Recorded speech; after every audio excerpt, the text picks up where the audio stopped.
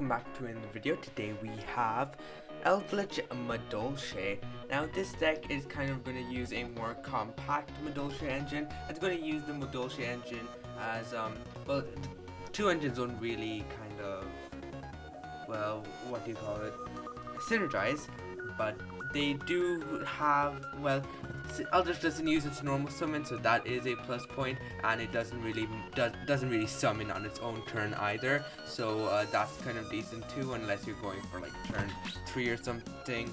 But turn 1 setups, both decks can do pretty decent, so I will start up with the deck profile in depth. So first off, to Message Gelato, you kind of need to. Sometimes you need the second one in your deck to summon off cards like your Angeli, Petting Cessor, Hooting Cake, or your Madolche Ticket. So any of those, you can just summon Message Gelato. On Summon Message Gelato, can really just search any of your Madolche spell traps. Mainly, it's going to be Madolche Promenade. And about Promenade, it's a negate, it's an in-deck negate, and you're almost infinitely able to recycle it with the abilities of Glass Souffle and Tiramisu. So infinitely recycling the negate, and Madolche is just so good at generating material to recur. Messenger is an integral piece in that. Next, starters, triple Petting Cessor.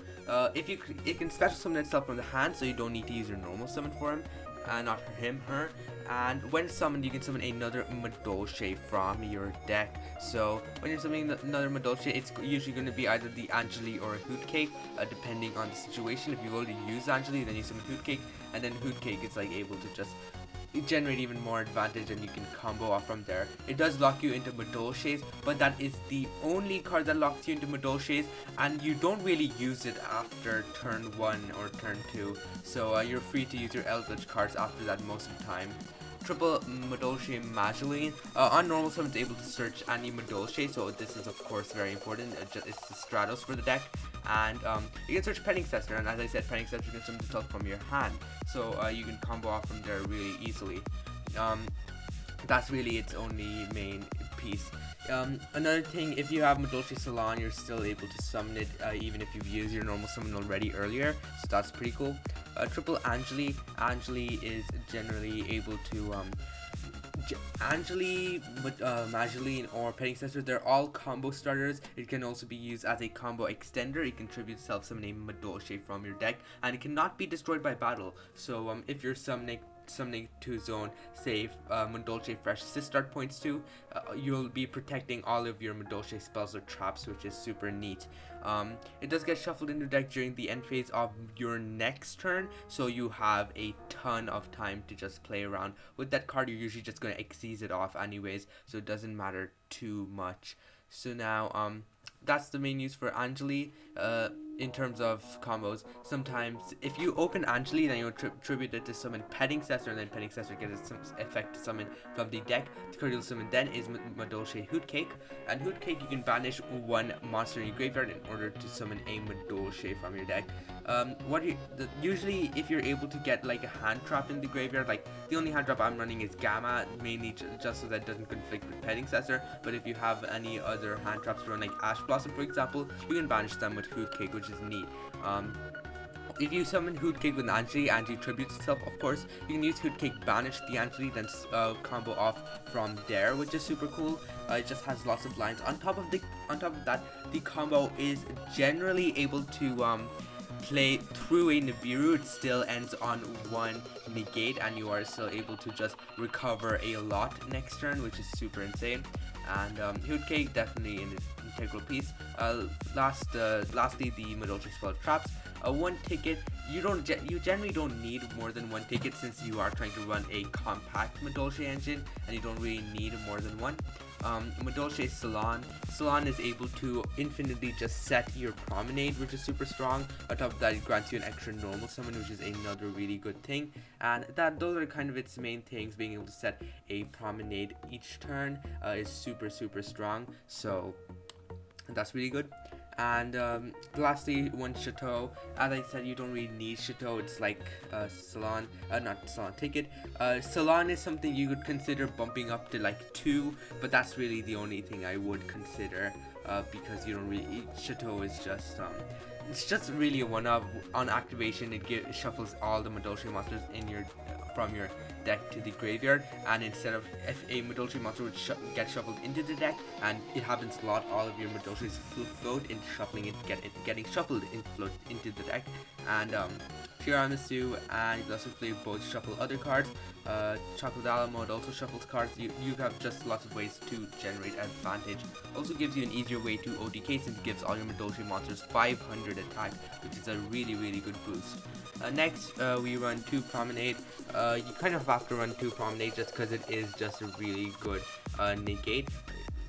That's kind of its main use, being able to be used as a negate. You don't want to run 1 because you can't use turn set, so if you do draw one of them, it's still super good since you will be able to use them on your turn in case they are able to just get some in case they are running a more recursive deck and they're still able to end on some things. Promenade is just super strong. It recurs material and negates, and whenever material is recurred, Ticket and Salon either set a card or summon a Madolche from your deck, which is just super strong. That's it for Madolche engine. It's super compact and I tried to make it as small as possible. Next, we run 2 copies of Golden Lord. You generally only need 1, just 2 is only need 2 is just enough. 3, it starts to become bricky since you don't really have any good use for it turn 1, so just 2 of that. The 1 Elixir of White Destiny. Destiny is decent. Like Black Awakening, it never came up. White Destiny is just better since it is able to summon it from your hand or graveyard. Apart from that, you don't really have any good way of summoning it from your hand, so Destiny can help in that. On top of that, it's a quick play spell, so you can use it on either player's turn. Triple Eldlich. This is going to be a really good searcher. A problem with this, I'd say, is that it says you can only attack with zombie monsters, which can easily be bypassed if you just send it to the graveyard with Eldlich Golden Lord, so that shouldn't be too big of a deal. Next, Triple Scarlet Sanguine. Sanguine is another super good card. Just being able to summon Eldlich from the deck as a quick effect is super good. And both White Destiny and Sanguine are able to replace themselves with the Golden Land spell traps, and Conquistador is able to pop a card, and Vaquero is able to banish a card from the graveyard, both being really good forms of disruption, and both of them also recycle your Elixirs, which is just super good. And that's it for our Eldritch engine. Finally, for hand traps, Gamma and Imperm. These can be anything you want, really. If you want to run something like Dark Ruler, no more, do it. Although I wouldn't recommend it in this current format specifically. But Gamma and Imperm just being really good cards. They're just generics, you know, whatever you want you can put it in. And for extra deck, we run Libe and Goose of Max in case we're able to get 2 Golden Lords on the field, which is very often, so you do have to just keep them in your extra deck. 1 Chocolate mode, even though I don't run pudding sets. The reason for this is that it is just another it's a big beater at 2500. It becomes 3000 if you have Chateau on field. On top of that, it's able to just shuffle back more material into your deck in case you haven't done that already. Tiramisu is an excellent piece of removal. Wait, does it target? Does it? No, it doesn't target. It's non-targeted, non-destruction removal. It outs Dragoon. It's able to just recur material. It has everything you want. The only downside about it is that you can't use it going first, so we run 2 of it. Baguska is another really good card. Since you're playing Eldlich, you don't really care about your cards going to defense and your monsters being negated, so Baguska is another really good option. Glass Souffle, this is a turn 1 disruption. It can disrupt the graveyard, which is pretty cool, and doesn't banish it, it shuffles it into the deck, which in some cases is better, in some cases is worse, but Glass Souffle is just another good card. It also makes your Madolche monsters really difficult to out if you make them unaffected by other card effects. So if you summon a card off Angeli and you make it unaffected with Glass Souffle, it is inherently undefeatable. Usually you're summoning a Hoot Cake or a Penning Successor depending on the situation. Usually it's a Hoot Cake, but just being able to make an undefeatable monster. That on top of that, if you're summoning Hoot Cake, then it also generates advantage during your next turn too, in case cards go to the graveyard, so you just have everything you need. The 1 Abyss Dweller is really good versus certain matchups. The 1 Access Code Talker, super good in ending games. 1 Blacklist Soldier, Soldier of Chaos. If you're up against a control deck like, say, Guru or Alter Guys, because those are kind of popular. Those are the most popular control decks, of course.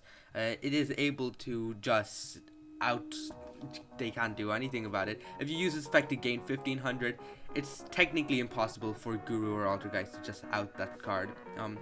The one copy of Unicorn, one copy of Phoenix, and one copy of Cerberus, all of them are just more generic staples, link staples. These can be whatever you want. And finally, the one copy of Sistrard, just to sometimes protect your back row from being destroyed, because you do want to keep them on field to generate advantage in your next turns.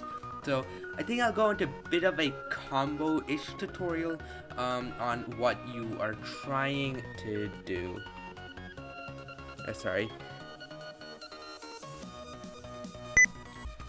Sorry for that awkward pause there. We have Madolche Angeli, one card combo. This also works with Penning Successor. If you have Penning Successor, you just summon it. If you have Mageline, you just normal summon Angeli, summon Penning Successor, and go off from there. So you can normal summon Angeli. If you have Penning Successor, you're generally going to summon the Angeli. So you just want to get to this card. Next, you want to summon out your Hoot Cake.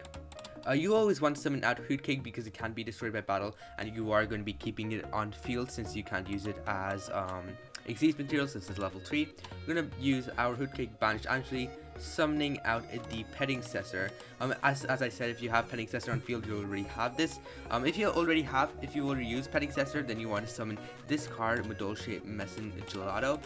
This card, since you control a Madolche Beast monster, you can search any of your Madolche spells or traps. So I generally just like to search out just the Madolche Salon is generally a pretty decent choice, I'd say. Oops.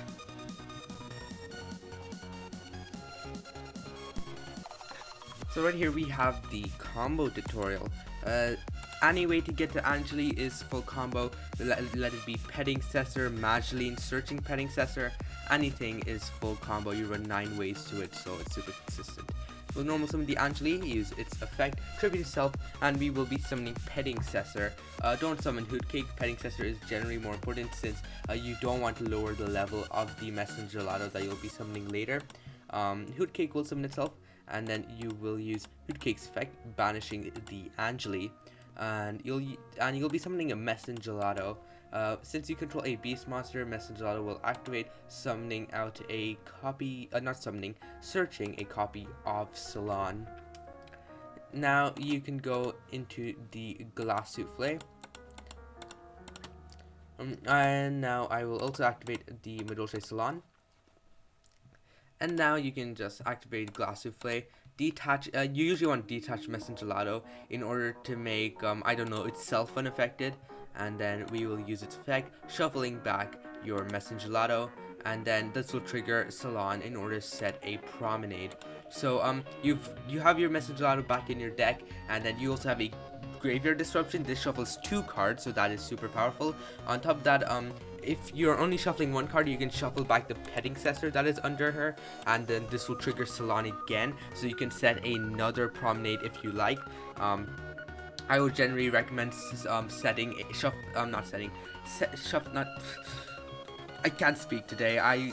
You want to usually set your Chateau for the follow-up ODK, since this deck is just really good at ODKing with lots of good forms of removal. A Promenade, as I said, is a free negate, and a good card to add back to your hand is generally Hoot Cake, just for next turn. Or if you use the Glass Souffle already, then you can just detach whatever you have.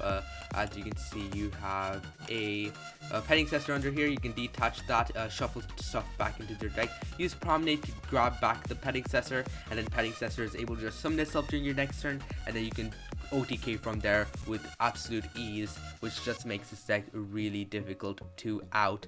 Madolche, they don't put up the most threatening boards, but it's just so sticky. It's very difficult for a lot of good decks to out it. So that's kind of the combo-ish tutorial. Let's get on to the overview. So any final thoughts I have on the deck? It's just super consistent at what it tries to do, and It's just really good at being able to set up disruptions consistently. It can generally play through a good hand trap or two, and the Eldlich engine does help a lot if you're trying to play through hand traps. The Eldlich engine is able to ODK a good bit too, since you get a 3500 attack beat stick in the form of Golden Lord, and also gives you extra disruptions such as Conquistador and Vaquero. It's just a really good engine altogether. So those are kind of my last words. If you have any thoughts on the deck, do comment down below and how you find it. And I guess I'll see you next time. Goodbye.